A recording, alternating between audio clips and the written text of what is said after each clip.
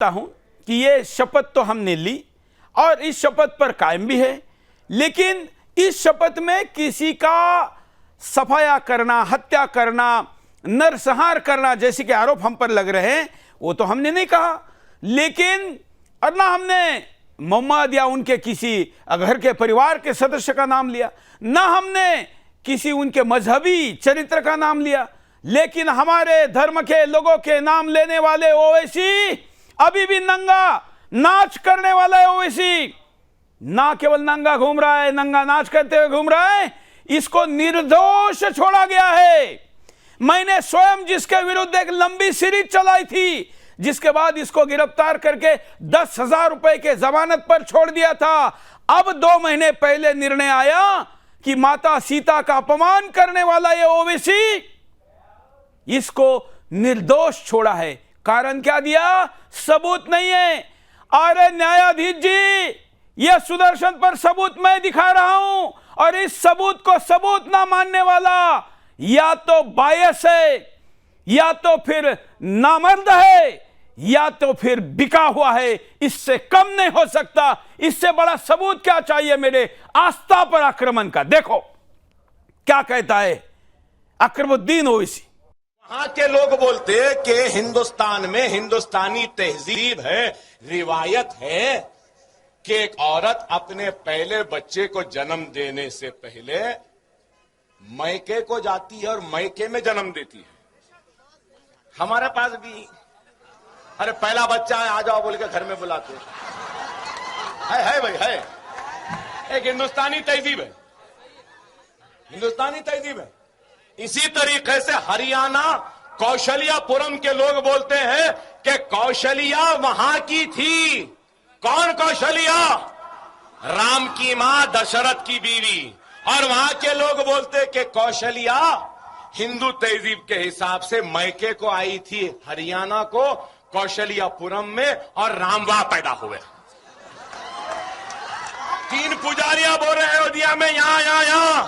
अरे अडवाणी, वाजपेयी, उमा भारती, मोदी, बता आखिर राम की मां कहां गई, किधर जन्म दी?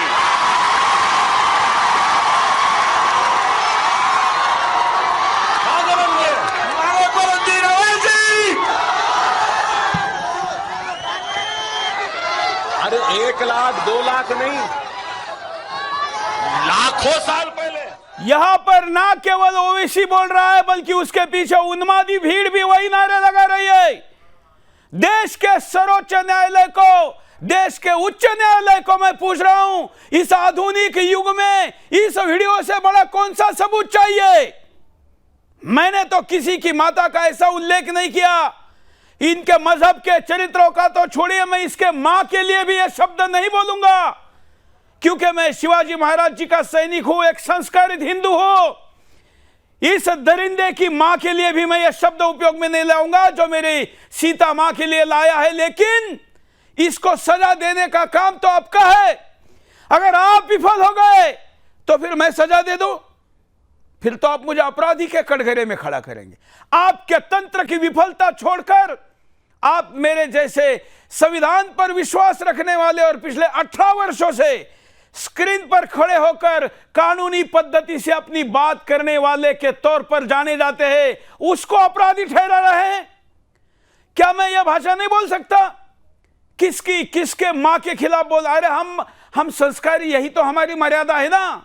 अगर कानूनी तोड़ना है और इसी तरह राजनीति करनी है सत्ता के साथ समझौते करके, तो हम भी कर सकते हैं, लेकिन हमें राजनीति नहीं, राष्ट्र नीति करनी है, धर्म नीति करनी है। और इसलिए हम इन मर्यादाओं का उपयोग करके 75 वर्षों से जो झेल रहे हैं उसका अब अतिरेक हो गया है। अब हमको लग रहा है कि हम इस देश में दूसरे तीसरे दर्जे के नागरिक हैं। हम अपनी बात भी नहीं कर सकते, हमारे महापुरुषों की बात को दोहरा नहीं सकते। तुम दिन के 5 बार अल्लाहू अकबर कहते हो, और सबसे बड़ा अल्लाह है जब कहते हो तो मेरा महादेव कहा जाता है, मेरा हनुमान कहा जाता है, मेरे राम जी कहा जाते हैं, मेरे श्री कृष्ण कहा जाते हैं, मेरे विष्णु कहा जाते हैं। मेरी आस्था पर 5-5 बार हेड स्पीच देते हो। अभी तक तो हमने उस मुद्दे को हाथ भी नहीं लगाया, लेकिन अगर बात निकली है तो फिर हिसाब बराबरी की दिशा में लेके जाने के लिए हम भी तैयार हैं। क्या कर सकते हो? अधिक से अधिक फांसी ही दोगे ना, इससे ज्यादा क्या करोगे? लेकिन ये दोहरा, ये मापदंड, ये दोगलापन अब हिंदू नहीं सहेगा। हम जाएंगे तो हमारे बाद की पीढ़ी नहीं सहेगी। ओवैसी इतना ही नहीं कहता है, ये वीडियो में बार बार दिखाना चाह रहा हूं, जैसे आपको किसी मंत्रों का पारायण करना चाहिए, रोज उसकी जाप करना चाहिए ताकि आपकी आस्था उस पर बनी रहे और उस मंत्रों का पुण्य आपको मिले, वैसे हम प्रतिवर्ष दशहरे पे रावण जलाते इसलिए कि पुनः कोई रावण ना हो सके। और इसलिए आज के एपिसोड में भी ये 15 मिनट 1500 करोड़ का वीडियो मैं पुनः दिखा रहा हूं ताकि इस देश की न्यायपालिका ये ध्यान रखे कि ये वीडियो अभी भी हम भूले नहीं हैं और इसकी सजा बाकी है जिसको आप नहीं दे सके।